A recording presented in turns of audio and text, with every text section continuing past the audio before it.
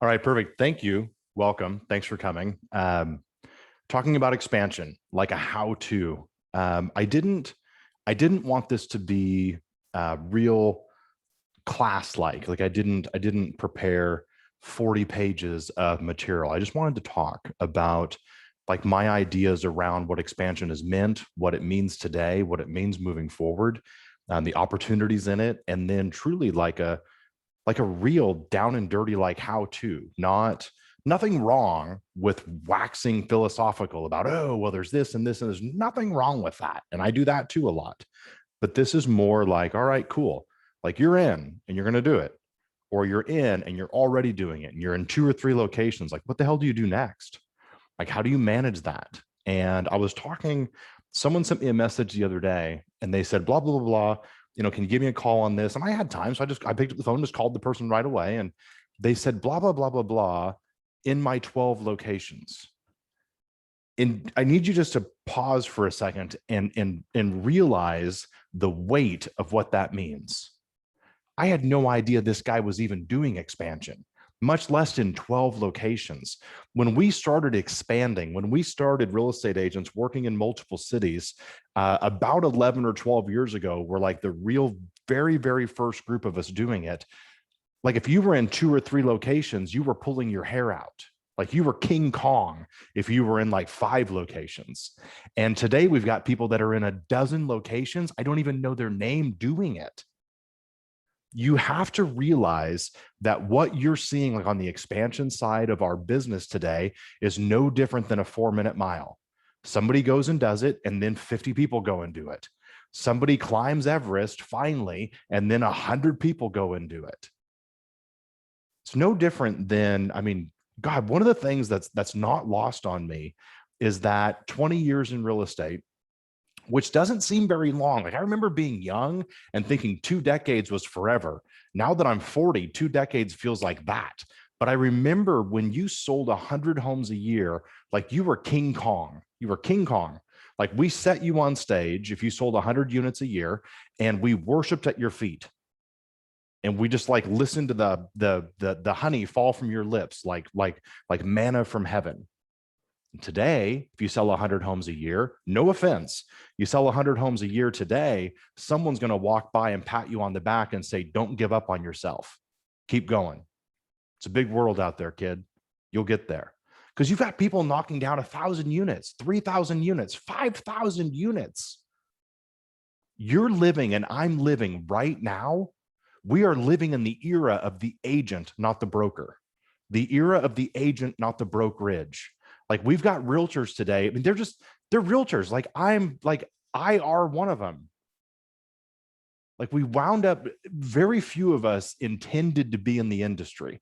Very few of us grew up thinking, you know what, son of a bitch, if I keep track of everything and I get good grades and I work hard, I could be a real estate agent someday. Like we didn't grow up thinking that. Like we landed in this business for the majority of us. But the level of businesses that we can build today compared to 5 or 10 or 15 years ago, astronomical through the freaking roof. By the way, since you signed up for an expansion seminar, I'm preaching to the choir. Like you already know that, or you can feel it in your bones. Like you know it. I'll tell you, it's easier. It is easier for you to get to 500 units a year by being in multiple locations than it is for you to get to 500 units in one location. It's easier.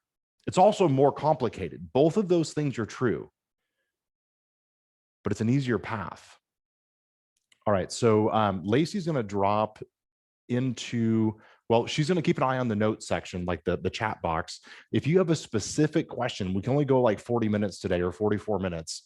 If you have a specific question, drop it in there and she's going to hand me notes throughout. And if there's a way to talk directly about it, great. Like I'll deal with it right here. So do the best you can there. If you have a specific question that you want us to handle or tackle. I'm bringing like the 5 lessons I learned early on, like the way I see expansion, like the main roads of what I see it doing right now today, and where I see it maybe in the next 2 or 3 years, and then maybe where we see it in the next 8 years or 10 years. I'm 11 years deep into expansion, And what I know today compared to 10 years ago is huge. But I'll bet you that what I know 12 months from today will double what I know today from the last 10 or 11 years. That's the speed at which, or the rapidity at which, that we're moving. Like, it's lightning fast. And it's like that old idea of a hockey stick, and you go, go, go, go, go, and then you take off. And by the way, our expansion business looked like that too. So we'll talk money today for a few minutes. We'll talk partner versus team. Like, if you decide to go more partners or more mega agent teams, or building large teams throughout the country, both are great. And we have some great people. We got some killers that are doing it both ways. Neither way is wrong, but I don't know that you could do both ways at one time. Like, that becomes a challenge.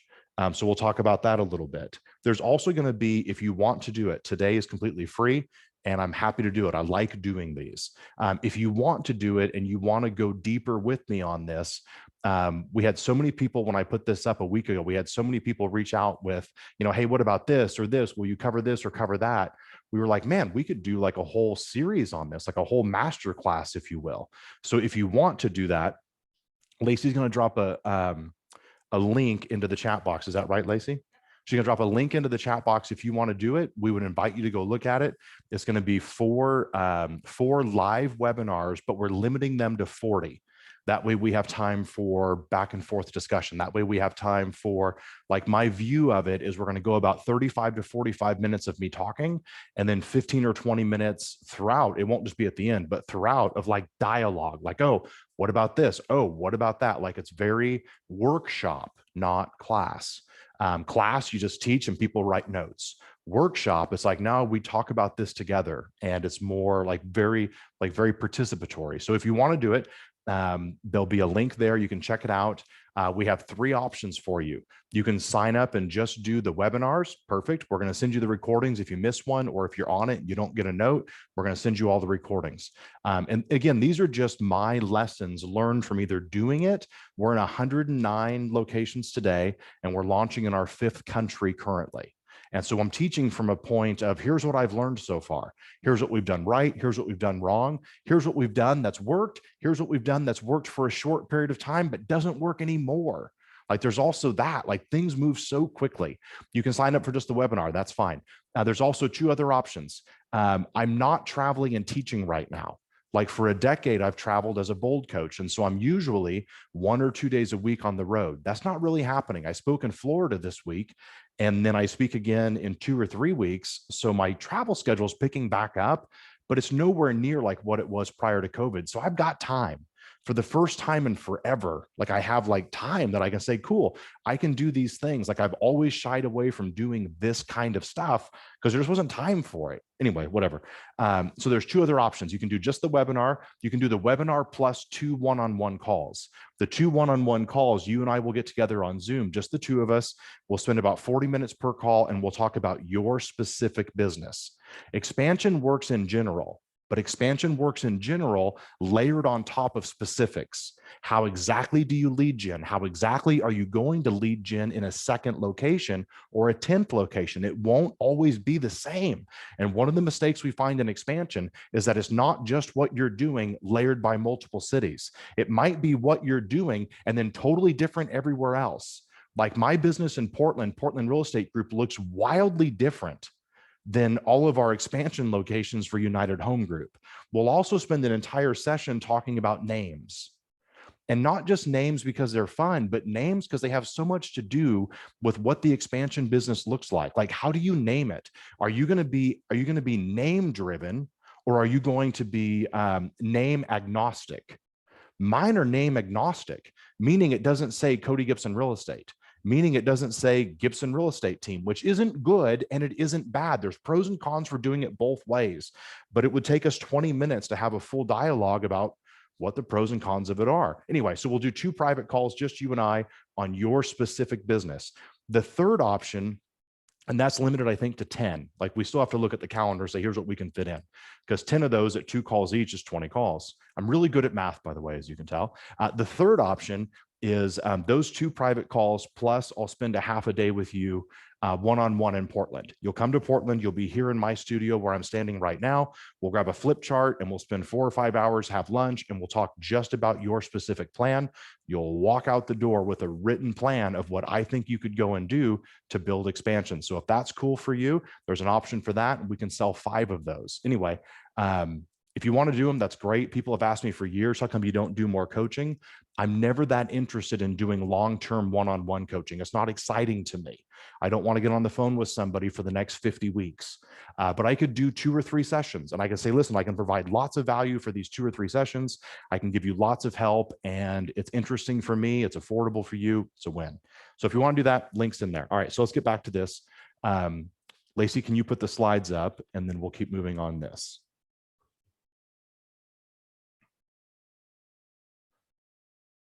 All right, slides are coming. Perfect. So if you'll go next.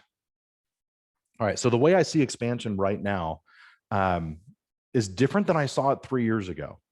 Like what COVID did for us and what COVID changed for us, like on a business scale, is dramatic. It's big. And so I think that the expansion opportunity is bigger today than it was 12 months ago or 24 months ago. The other reason is that the big box brokerages are leveling the playing field and clearing the way for expansion. Let me say it like this. 5 years ago and 10 years ago, expansion was very much a struggle. Like it was hard to get it through.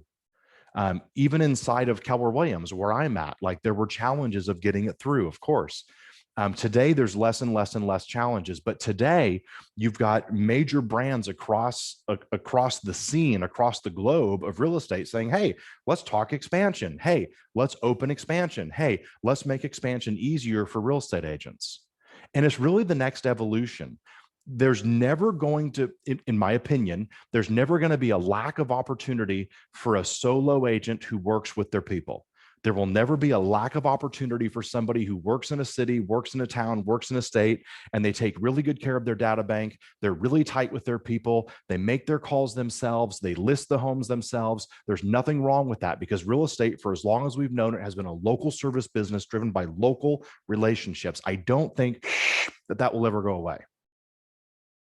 I do think that you're going to see a giant chasm between the middle market. And what I mean by the middle market is I think you're going to see a giant chasm between those that only work in their local market and those that become mega teams. Then the third is going to be those that do expansion. And the money that they make, in other words, let me say it this way. If you sell 20 to 50 homes a year and you're incredibly, like you're in it, like you are neck deep in your own business and you sell 20 or 50 homes a year, you can make a great income. There's nothing wrong with that. It's a great income. It's a great job. It's a great business. Then if you want to build a team and sell a few hundred homes a year, awesome. If you want to go into expansion and sell a few thousand units a year, awesome. But I think the people 3 years from now or 4 years from now that are going to get cut out of the business or have a tremendous, what would you say, like a throat choke would be people that are somewhere in between because it'll get too hard. It's kind of like classes, right? It's kind of like, you know, lower class, middle class, upper class, as far as like wealth or money, you know, goes. If you're in between, it's like no man's land. And I think that's what's going to be hard for realtors 2 years, 4 years, 6 years from now. So I guess I say that to say this. I think you can stay relatively small and keep it all. By the way, 50 units a year and you're knocking them down yourself and you got 1 or 2 administrators, dude, depending on your average sales price, you're making 400 grand, 600 grand. That's a great income. Holy hell, that's great money. But I think you either do that or you go really, really big. I think when you look at the scheme of what the landscape looks like in 3 years or 5 years, I don't think you're going to see it very fun in between. Like it'll become no man's land. And I think that's what's going to happen with expansion. And expansion today is beginning to like pick up these mega teams across the country. And you're seeing these mega teams come together and say, listen, let's do away with some of the ego. Let's do away with some of the pride. I don't necessarily have to have just my name on it. I could work with you and do more together. I could be with you. And you think about it, there's three different types, right? And you might write this down. And this works on your real estate teams too. You have independent, dependent, interdependent. The independent looks like the teenager. Now, I've got a teenager, she's 19. And a teenager looks at their parent at some level and they're like, screw you, I don't need you. Don't need you, you don't know a damn thing. And for all my friends on here who have raised teenagers, like, you know how that feels, right? You have the dependent, and the dependent is like the 5-year-old or the 4-year-old who needs you for everything, who needs you to choose clothes, who needs you to tie their shoes, who needs you to hand them a snack, like very dependent. Mom, dad, need your help.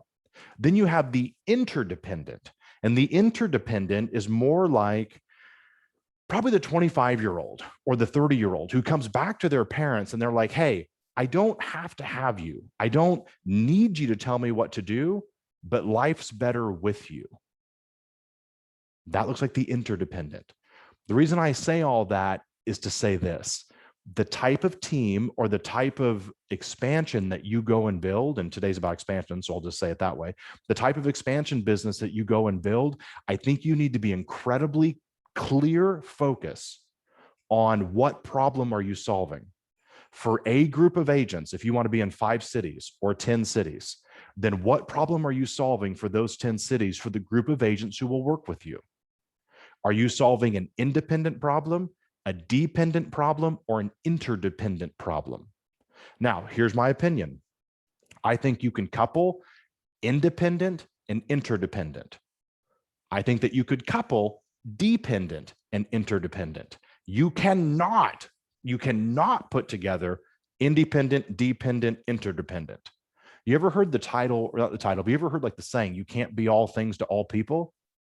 You can't make everybody happy? That's what that would be. You can't put all three together, but you can put two together. But if you're going to be dependent and interdependent, one needs to be the focus and then one needs to be layered on top of it. So you would say my model is dependent focused, and then we kind of whisper to the interdependent. Or you say my model is interdependent focused and we whisper to dependent, or independent, your choice, but not all three. I don't think you can be all things to all people. I say that because I don't try to be all things to all people. Like our expansion business, we have turned down people that didn't fit us for a really long time. We've also brought on a few that didn't fit us because we're salesmen. Like we are salespeople, and we just think, oh, we can make it happen. We'll push it through. We really want the numbers. Like, I don't know how to say no to the numbers. It's hard to say no to somebody who sells 100 or 200 or 400 units a year. But until recently, we've either lost with them or we've just said, no, thanks. We're not ready for it. We've put a lot of time and effort into being ready for it because it wasn't how we started our expansion. All right, next slide. So I think you have to click on the screen, Lacey, for this to work. There we go. All right, so the two main roads that we've seen so far. You've got two roads in expansion that tend to be 99% of all expansion. A, you're duplicating teams across the country. B, you have partners across the country. You have solo agents or 2 or 3 agents. I'll explain the teams first. Teams first would be like, you look at the MREA team, right? You've got a rainmaker and then you have agents. And for years, we've said like buyer's agents and listing specialists.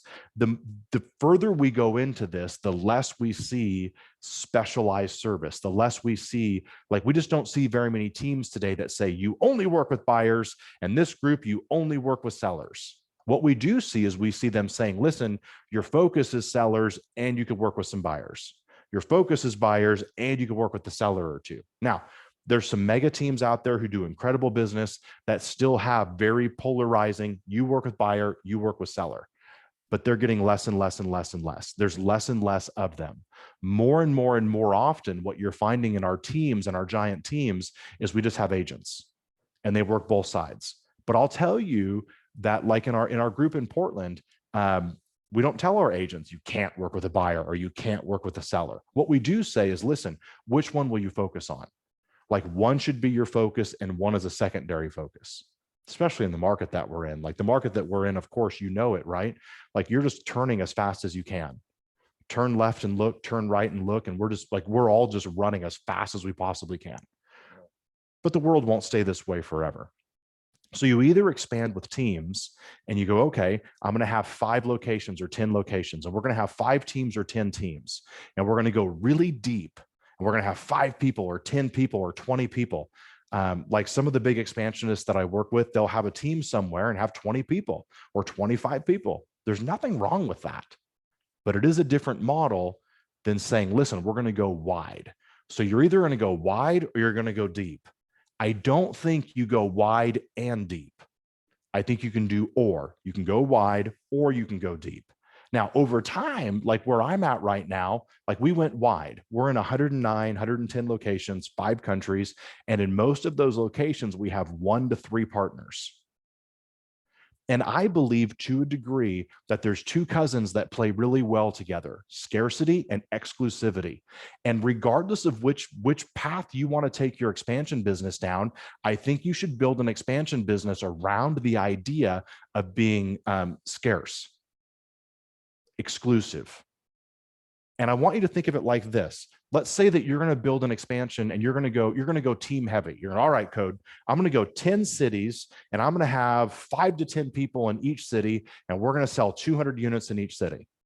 Well, that's 1,000 to 2,000 units. You're a killer. That's going to be an incredible business based on how you get to the money. You can make a lot of money and you could help people make a lot of money. Or you say, all right, I'm going to go into 10 cities and have 2 partners in each or 1 partner in each. But if you're going to do teams, let me go back to teams just for like, I want to make sure that I make this comment.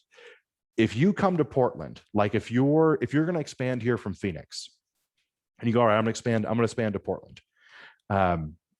If you're going to go team heavy, guess who you immediately compete with?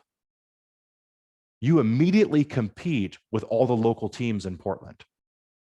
Your expansion business has to compete with a mega agent in Portland who's going to walk into the office and see her team every day. You're going to compete directly with a mega agent team in Portland where the guy or the gal who runs it, they know the mayor here. The guy or the gal who runs it, they grew up here. They've lived here for 30 years. They freaking know everybody. They know the city, they know the market, they know the numbers, they know the players, they know the people, they know the other agents. Their name is good. You're going to compete with them head to head.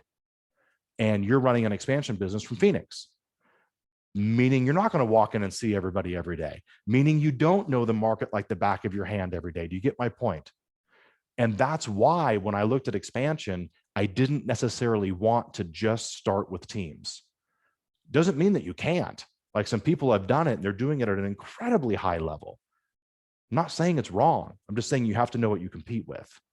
Meaning you better have somebody running that team for you here in Portland who's a killer, who could have their own mega agent team without you, who could make $500,000 or $1 million in commission without you, which then begs the question, why do they need you? Why would they do it with you? The question you have to ask is, why would they share the dollars with me? Like, I understand why you'd want to do it. Like, I get it. But why would they want to do it? How much value do you have to put in front of them? They go, yeah, I'm willing to share my money. It's a big deal. Now, on the width, if you wanted to go wide, this is why I went partner driven. I could hire 1 or 2 people in a city, and the person, my candidate, like you want to be really clear about who your candidate is, right? My candidate in those cities is usually somebody who sells 10 or 15 homes a year. Now, I need you to hear me. That in and of itself is not wildly spectacular.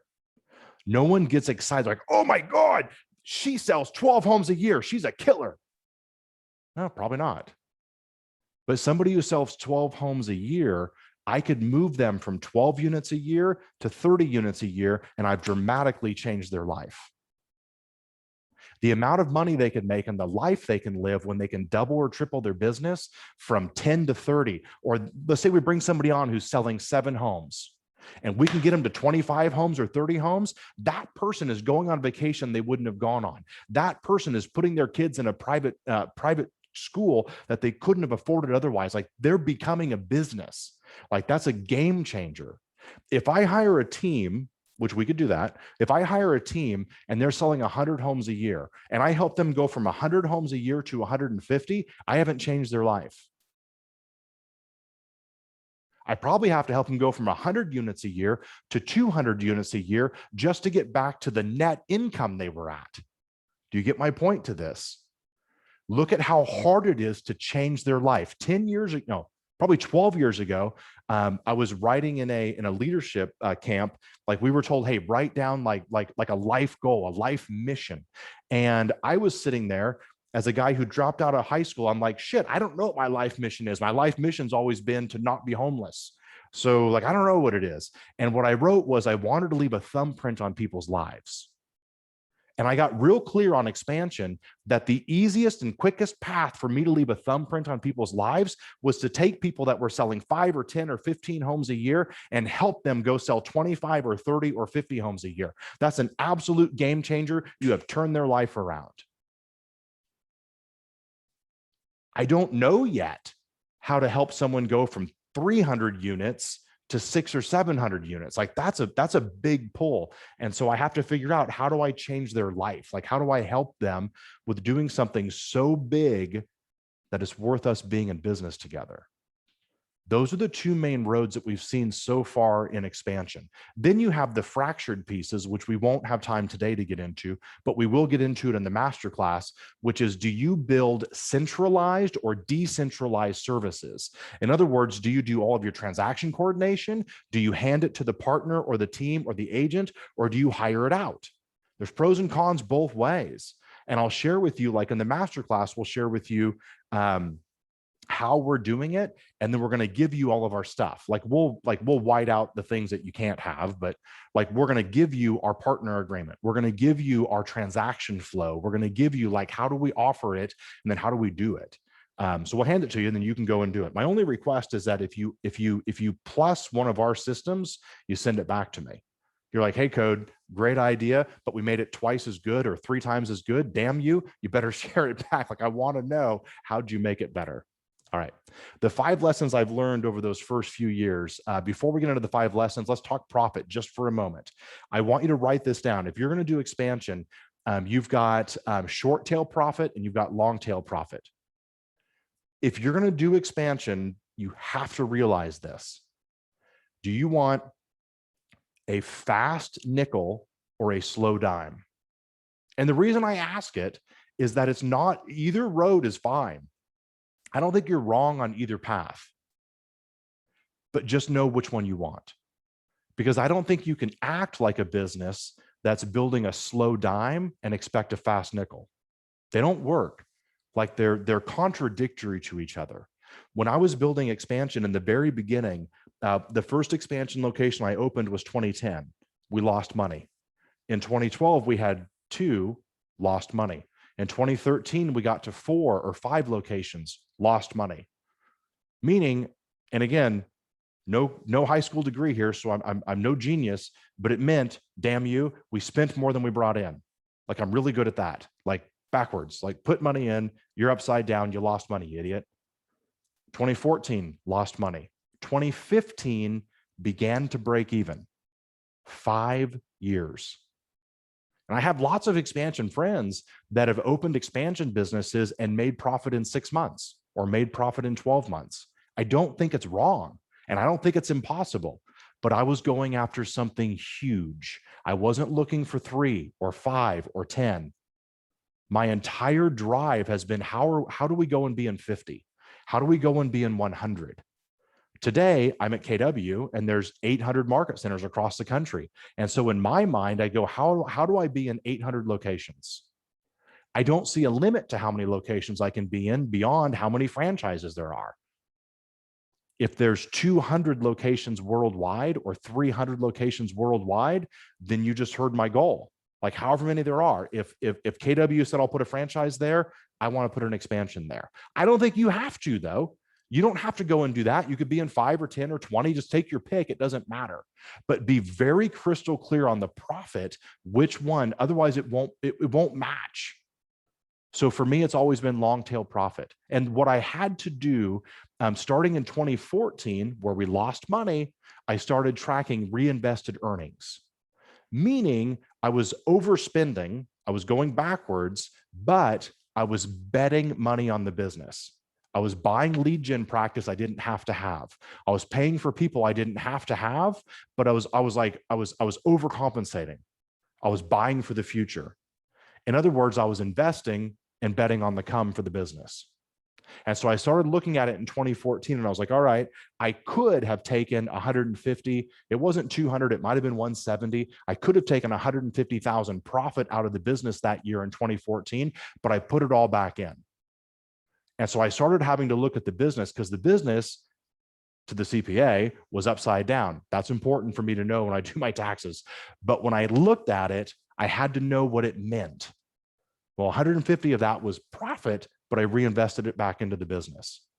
And so be really clear on long tail or short tail. If you have a team in, let's say that you're in Chicago and your mega agent team in Chicago is making you X amount of money, I would tell you, how do you live on half of that money while you build expansion in 3 or 4 or 6 other locations?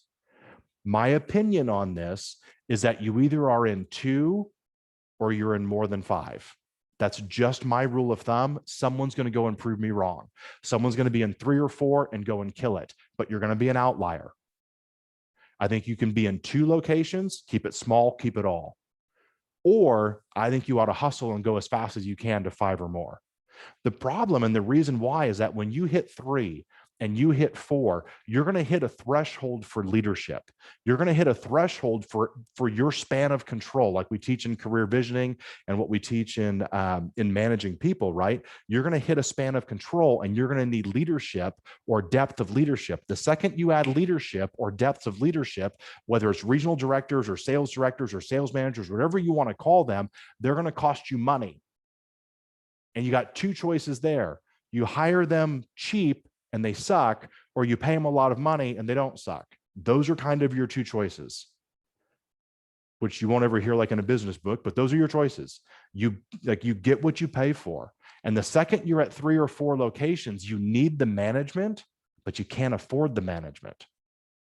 Welcome to building a big business. You need the leader, but you can't afford a good one.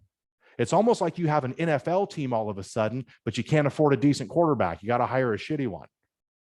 And by the way, like in the masterclass, I'll talk with you about how long you can push those crummy hires, because I've done it. Like, how far can you push a mediocre producer? Because it's all you can afford. At the end of the day, you have to look at your business. Unless you've got a bucket of money somewhere, you've got to look at your business like a salary cap. Now, if you're running an NFL franchise or an NBA franchise or MLB or whatever, like, you're told by the league and by the owner of the team, here's how much money we can spend. And you go, all right, cool. So here's my bucket of money. If I hire this gal, she's going to take this much. If I hire this one, he's going to take this much. I don't have unlimited resources, which is one of the biggest challenges for mega agents who go into expansion, because you have to get used to limited resources. As a producer, you just sold another house. As a producer, you just went on more appointments and you increased your revenue like that fast. But that doesn't happen in expansion, which means you end up having to play a really slow game on people. And you've got 2 hands. And so I look at it like this. You have the business you have today and the business that you want tomorrow. You have the talent you have today and the talent you want tomorrow. And trust me, when you can pay them more money, you're going to increase the level of talent that you have, which is why you see these giant expansion groups, like they'll upgrade their talent. All the bigs have different people in most of the roles than they did a couple of years ago or 5 years ago. A couple have been able to retain a couple of those hires because they were so good in the beginning, but that's an outlier. It doesn't mean that it's impossible, just means it's improbable. Doesn't mean that it can't happen. All right. You can't have enough leads. You're focused on service in your local MREA level business. It's service, and then how many people can we serve? And if you're going to go build expansion, I need you to flip it. How many people can we go serve? And then how do we serve them really well? And I know that flies in the face of like the opinion of what people want to have. People want to talk about how amazing their service is, or worldwide, like world-class customer service. Nothing wrong with that. I'm good with you. I'm good with that. That's all fine to me. But the focus is what matters. If you're going to build expansion, you have to be willing to say lots of leads, and then how do we serve them really, really well? In your local service business, you have built a local business to a level that you're sitting on this webinar with me talking about expansion, probably because you've been focused on service and then how many people can I find to serve? And I need you to flip that. By the way, I don't think you flip it forever, but I do think you flip it for 3 years or 5 years. And I want you to think just for a second, I want you to think about a restaurant. And we'll go deeper on this in the masterclass, but I want you to think about having a restaurant. You're an incredible chef, and like you're really good at making Italian food. And you've always had this dream of opening an Italian restaurant. So you open this restaurant and you have a lot to say in the menu and the preparation. And like you have a lot to say with how the table looks and how people are greeted. And like it's very homey, like you're involved with it very much and you love it. But then you look down one day and you're like, all right, crap. If I don't grow, I can't make any more money. Like I'm at my ceiling of achievement. I can't do any more money. Like I'm as far as I can go operating this way. And so you bring in additional staff, you bring in additional people. And all of a sudden you bring in another chef. Like you bring in 2 more people who are really good, but they're not you. And by the way, you own the restaurant and they don't. So even when you hire the amazing ones, they're still not the owner. Like I've been told for years, hire people that treat their job like the owner. I don't know, man. I've never met somebody who wasn't an owner who truly treated their job like an owner. Like it doesn't exist. They can act like it, but it's still not quite there. You can always tell who the owner is because the owner's doing anything and everything with a smile on her face. Like she's greeting people at the front desk. She's running in the back and making the food. She's bringing it out before it gets cold. And then she's racing into the bathroom to make sure the bathroom's cleaned up. Like she's doing all of it, every little bit. You can always tell who the owners are. But if you're going to build expansion, I need you at least for a little while until you can hire a service person who only works service. I need you to almost focus leads. And then secondary focus, how do we serve them well? If you put the focus of serving the leads at number 3, 4, or 5, you're probably screwed. Like service has got to show up. It has to be important. But I think it's going to be reversed from your local team. Now, here's the problem there. If you're running your local team in Chicago and you're service first and leads second, which is great, and then you're expanding into 4 other locations, and those 4 other locations are like, all right, cool. But over here, we're going to be leads first and service second. Do you see where that's going to cause you a problem in your home office, what we call your hub? It's almost like you're running 2 companies at that point, and you are. Which, by the way, that's exactly why I've left my name 2 different names. In Portland, it's Portland Real Estate Group. Outside of Portland, it's United Home Group. Both groups come to all the same meetings. Both groups come to all the same events with me. Both groups, and we'll talk in the masterclass, like how do you lead that wide? Like how many calls a week is too much? How much training is enough? How do you layer the training on top of the training they have in their market center or their brokerage? If you're outside of KW, that's fine. Like how do you layer it on top of that? Like we've learned a lot of lessons that way too. Like how much is enough, but how much is too damn much? And then how do you not bite off more than you can chew? But you can't have enough leads. You have to look down and go, all right, so in these other 2 locations, or these other 2 cities, I've got 200 leads, but that's not enough. How do I get to 400? That might not be how you have to look at your local business, but in expansion, you're going to need more leads. And the number 1 reason why is you're going to have waste. It's just true, man. You're going to have waste. You're going to have leads like in your local area. You might be used to closing 48% of all leads or 59% or whatever the hell your number is. The second you're in multiple locations, that number's not going to go higher. That number is going to go down. And the number 1 reason for it, and I want you to write this down, is that the second that you're in multiple locations, especially if you're in 3 or 4 or 10, is that you lose the lid or the law of proximity. In your local team, you walk past the people making calls and you hear them and you go, oh, say it this way. You see them and you go, oh, say it like that. Let's role play it real quick together. Like you just see stuff like you're right there. The second you're in 5 or 10 or 20, you lose all of that. Now everything has to be calendared. Now everything has to be, oh, let's meet here. Let's meet at this time. You lose all those little impromptu, just got a minute type things. So you can't have enough leads. The pressure has to be on the throat of leads. Then you focus on how do we serve them. This is just my opinion. Some people would argue this with me, and it's fine to argue it with me. I'm cool with it. Someone has to be wrong anyway. All right, number 2, you're going to need more money than you think, but also less. And the reason I say this, we've taught for years that you should have 200 grand like set aside and saved in reserves to go into expansion. Damn it. If I would have waited until I had 200 grand to go into expansion, I wouldn't have expanded in 2010. And I wouldn't have expanded in 2011 or 2012 or 2013. I didn't have 200 grand sitting around. What I did have was an appetite for risk. So let me give it to you like this. Here's my equation. My equation is this.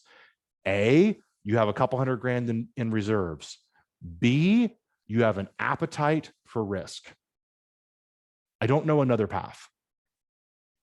You either have reserves and you can stomach it, or you say, I don't have the reserves and I could live that way.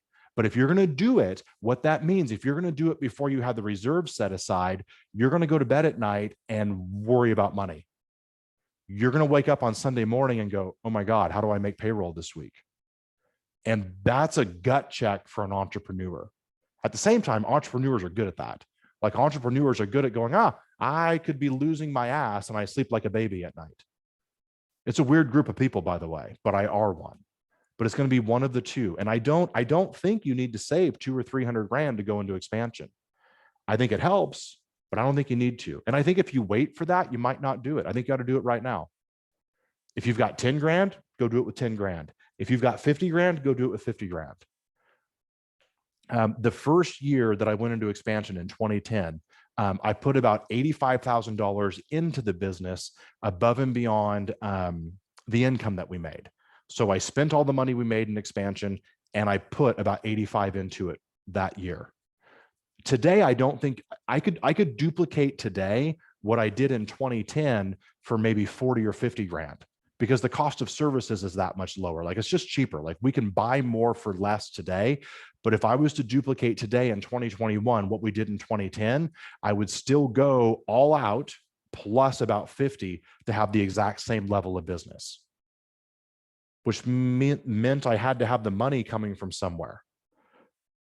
It's going to cost you more money than you think, but it's also not going to be millions of dollars. It's not going to be hundreds and hundreds and hundreds of thousands. And the majority of what you set up, you're going to set up based on the expense only happening when you have the income. In other words, you're going to cut deals with your partners to where the majority of the money comes out at closing. Now, over time, and we'll talk about this in the masterclass, over time, you're going to wheel that back.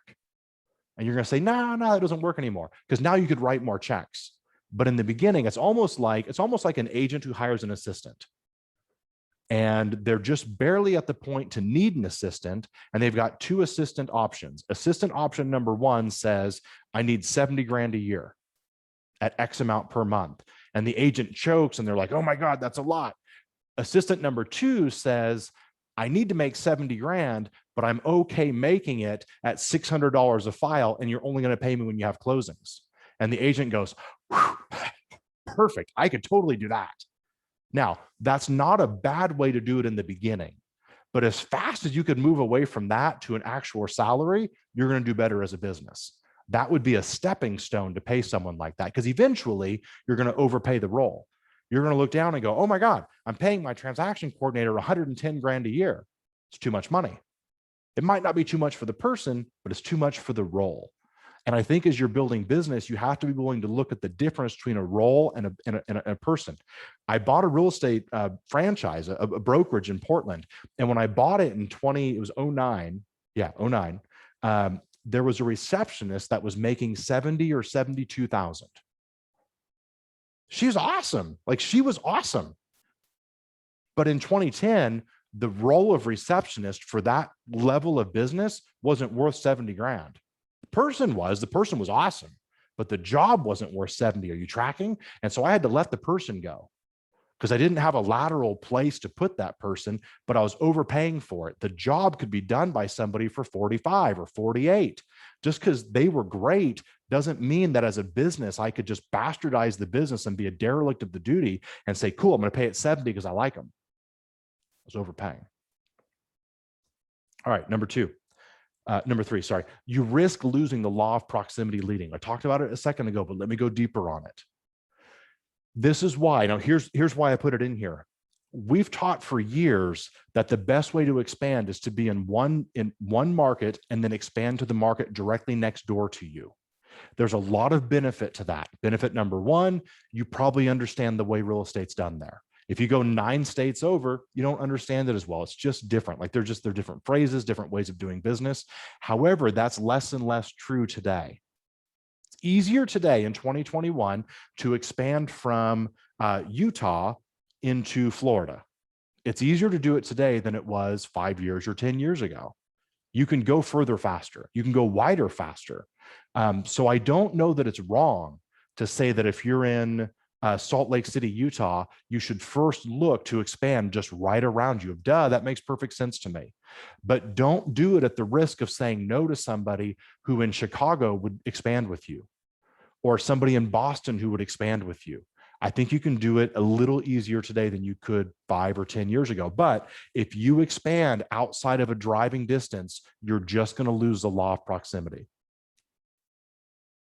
Like the second you got to hop on an airplane, you're not going to see that person very much. It's just not going to happen. Like you tell yourself, oh yeah, I'm just going to, it's 2.5 hour flight. It's $200. It's no big deal. I can be there all the time. Yeah, you're full of crap. Within a month or two, you're going to stop going as much. It's just not going to happen. It's no different than the lie that parents tell their kids when they move them when they're in school. It's no different. They go, oh, it's okay, honey. You can still go visit your friends. Yeah. And after 3 months or 6 months, they don't go and visit their friends. We all know how this works. And so you have to be okay with that. You're going to lose the law of proximity, which means you have to make up for it. Which then means, what does your training calendar look like? Like, what are you going to do with it? Number 4 is you need clarity on the problem that you're solving. Every business needs to be crystal clear. What is the problem we're solving and how are we solving it? Look at me right now. Do not go into expansion to just be another expansionist. That's a garbage reason. It's not enough. Don't build a local real estate team just to be another team. It's not enough. That does not give you a competitive advantage. If you're in Boise, Idaho, and you want to build a real estate team, you should be really clear. For the 10 people that I'm going to be in business with, what is the direct problem for them that I'm solving? What's the problem the consumer has that I'm solving for them? The reason most realtors don't make very much money is because we're just doing what all the other realtors are doing. We're not crystal clear on what is the problem the consumer has that I'm solving. And then we say things like, oh yeah, we're going to do a good job, negotiate well, help people. Yeah, it's not enough. That's not a business. A business that makes money is incredibly clear. Here's the exact problem, and here's the exact way that we're solving it. And then how do we monetize it? Once you learn, and I hope you're writing this, once you know the problem, how you're solving it, how you're going to monetize it, the 4th step to that is how do we charge less to do it? Every business under the sun that's figuring out how to do this then has to spend their time figuring out, how do I do it for less money? In other words, if I was charging my customer blank 4 years ago, how do I charge them less today? Or how do I give them more value for the same money? Like you wake up thinking one of 2 things, even if you're just running a solo real estate business, or you're running a giant expansion business. You wake up thinking one of 2 things. 1, how do I make more money from the people I've already got? Or B, how do I charge less money or give more value to the people I've already got? It's going to be one of the 2. You're going to do better by thinking, how do I give more for less? Think about the big businesses that you see. They are scrambling, especially right now, uber competitive. What other deliverable? What other deliverable? What other deliverable? When was the last time as a mega agent team, and you've got, let's say you got 6 people on your team and you're in Phoenix. When's the last time you sat down with a piece of paper and said, holy hell, what are the 5 things I could offer my team members that I wasn't offering yesterday without charging them an extra dime, without them paying for any of it? How do I bring 5 more deliverables to them? The conversation we have over and over and over at my level at UHG is, how do we give our partners more stuff? Like, how do we bring on 3 more lead generation levers and leave their dollar split or their dollar share the same? I can't just have them pay for everything. I can't justify every decision by saying, well, you know what? We've got 200 partners. And if every partner just paid another 200, no, at some level, they feel like they're being nickel and dimed. And so we wake up thinking, how do we double what we're giving and ultimately find a way to charge them less? How do we do that? Like as a brokerage, I own a brokerage in Phoenix and I own a brokerage in Portland, and I'm working on buying a brokerage number 3 in another state. And I wake up thinking as a brokerage owner, how could I find a way to where my agents in those market centers don't pay a dime? They have no cap because they don't have any company dollar. Like they don't pay anything. When they close a transaction, it costs them nothing. I do not know how to get there. So if you're listening and you work in one of those 2 market centers, screw you, you still got to pay. But I wake up thinking, how do I get you to zero? And I need you to write this down. If you take nothing from today than this, asking the question is more important than knowing the answer. I don't think I need to know the answer of how to charge people zero, but my ability to wake up every day and go, how do I get there? How do I get there? How do I get there? The willingness to constantly seek, I'm going to eventually find it. Whether I learn it, I hire someone who knows it, or I stumble across it by just simply trying everything under the sun. My desire to find the answer means more than knowing the answer. So your desire of how do I expand in 20 locations means more than how do I expand in 20 locations. Like I love that commencement address that Steve Jobs gave. It's the one that's most watched. If you go and watch it on YouTube, I want to say it was Princeton, but I'm probably wrong. But if you look it up, like it's the one that shows up first. And he talks, and one of the things he says over and over and over again is he says, stay hungry, stay foolish. And what he's saying is stay dumb. Stay at the point where you say, I got everything to learn. I don't know anything. Like the more you know, the more you realize you don't know a damn thing. And the more you learn, the more you realize I got a whole lot to learn. Like the more classes I go to, the more classes I teach, the more I'm convinced I don't know shit. Like I don't know anything, which makes me foolish, which in that sense of the term makes me dangerous to my competitor. Because it means they're sitting around thinking they've got the answer. I'm sitting around hungry, looking for the answer.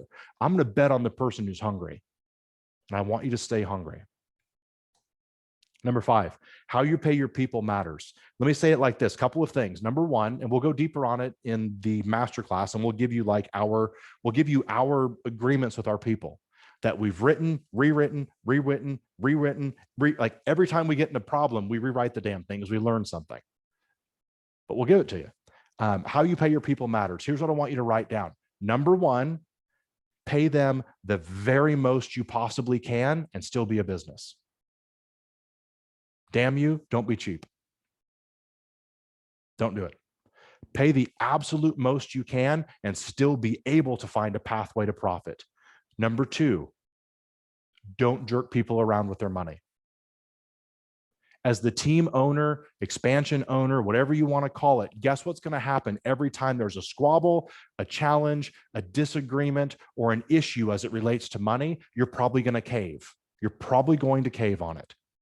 Because it's really hard to tell somebody who has 10 closings a year or 30 closings a year, and they look at you and overall you've got 200 or 400 or 900. Who do you think is going to lose this fight?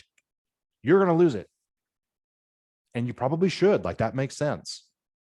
But remember, a great book to read when it comes to this is Never Split the Difference, written by Chris Voss. It's either Voss or Voss. I never pronounce his last name right. But he was the guy who wrote the book, Never Split the Difference. And he was the hostage negotiator. It's a great book. But one of the things he talks about is when you lose ground, what can you take? So here's an easy example. One of our partners got sideways on a transaction and it cost a bunch of money to get out of it. Like it was a problem that had to be cleaned up. And the partner didn't have the money. But it was the partner's problem. It wasn't the expansion's problem. But it became my problem because I had money and they didn't. It's just like poor people don't get sued very often. You know who gets sued? People who have money. So when you're being sued, just know you're probably doing something worth a damn. And so what we did was we stepped in for the partner and we were going to lose the battle. The partner was probably going to leave me over it if I didn't pay it. So I was going to get stuck with it either way. but I could have done, and I could have justified how it was the partner's expense. And it was like $5,000. It wasn't a lot, but $5,000 is a lot to somebody who sells 12 homes a year. And $5,000 is a lot to somebody who didn't have a commission they thought they were about to have. And so the deal that I cut was this. I said, listen, I'll pay the $5,000. I'm happy to invest it in you, but I need you to sign the agreement saying you're going to stay for 3 years. Now, if that partner leaves me sooner than 3 years, am I going to sue that person? Probably not. But do you get my point to this? Like, what can I win? One of the greatest things you're going to do, the bigger you build your business, the more you become a bank. And a bank gets to float money and float loans, but then you could make your money back. It's no different than a market center or a brokerage. If you only have 20 agents at your brokerage, you can't make any deals. When you got 200 agents at your brokerage, you can say, hey, this person's really influential. If they'll move to our company, we don't have to charge them anything for 3 months. We'll give them a special deal. We're talking short term, but you can give a special deal because it makes sense to the business. But you couldn't do it when you were tiny. Same thing on expansion. The bigger you get, and this is why you're in a race. And the race is how fast can you get big and profitable so you can go and make deals you couldn't cut when you were smaller and less profitable. Like, who could you go and hire? I remember Gary told me one day, he said, Cody, the first time you can pay somebody $1 million a year, your entire life will explode. I'm not at the point yet that I could pay somebody $1 million a year, but I do have people in my world who make a few $100,000. And 10 years ago, I didn't have anybody in my world who made a few $100,000. Today, I've got numerous people who make a few $100,000. And all of a sudden, the level of people that you're surrounded by gets bigger and bigger and bigger. All right. Next, how you pay your people matters. 5. Was that the last slide, Lacey? Okay, good. Perfect. I thought it was. If you want to go deeper on this, and I did want to say one other thing that wasn't written down. This was one of the cards. What lead sources have the best return for UHG? It's always going to be internet lead gen. Your best lead source is going to be internet lead gen. And let me say it this way. There's 2 buckets. So the bucket number 1 is driven by the expansionist. Bucket number 2 is driven by the person, the agent, the partner, whatever term you have. Bucket 1, driven by you, and I'm going to assume it's in a different city, is not going to be referrals and repeats. It's going to be internet lead gen. Like, you're going to be buying leads. The easiest ones to do are going to be Google AdWords over and over and over again. Now, in some, like in the Dominican Republic, we launched there, and we've been driving leads there for as little as like 40 or 50 cents a registration. That's dirt cheap. There's other cities in the country, like in the US, where we have to spend $10 or $12 or $15 for a registration. But internet lead gen is going to be your fastest source. Always going to be. Now, the problem is it's the fastest source to lead. It is not the fastest source to money, but it is the fastest source to lead. In the masterclass, we'll talk about the balance between how many leads do you drive to a partner so that they understand they have team-driven business and their own driven business. But one of the greatest challenges you have, and it goes back to dependent, independent, and interdependent, is that if you only hire dependent agents, you better hand them leads every day, because they're going to look at the team and go, where's my leads? And the second you can't provide leads, they begin to leave you. And you're going to charge for a dependent model. But you can't hire and pay dependent people and treat them like independent. It doesn't work.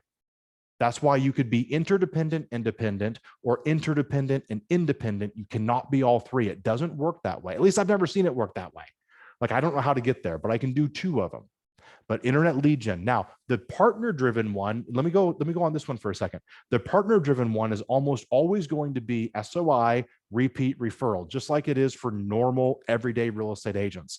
You're not removing that, but you are doing it at a higher level. Let me give you a point. So you've got Expansionist in Chicago. Expansionist in Chicago hires a partner in Miami.